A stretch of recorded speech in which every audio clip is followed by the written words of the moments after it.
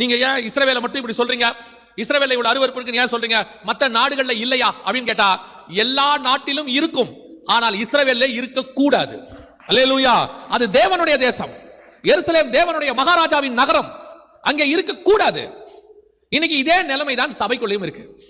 இந்த 9ஆம் அதிகாரம் 3ஆம் வசனம் வரைக்கும் இஸ்ரவேல் புத்திரர் என்னென்னலாம் செய்றாங்களோ எல்லாமே ஆவிக்குரிய விதத்துல இன்னைக்கு உள்ள கடைசி கால சபையில் இருக்குது, கிறிஸ்தவங்க கிட்ட இருக்குது. நான் சொல்றது உலகளாவிய. இப்போ நீங்க போங்க, கிறிஸ்தவங்க வந்து வெளிநாட்டுல எல்லாம் ஓரின சேர்க்கையாளர்கள் சபையிலேயே கல்யாணம் பண்ணி வைக்கிறாங்க. ஆணுக்கும் ஆணுக்கும் கல்யாணம், பெண்ணுக்கும் பெண்ணுக்கும் கல்யாணம் பண்ணி வைக்கிறாங்க. கேட்டா என்ன தப்பு? அரசாங்கம் சட்டம் போடுது.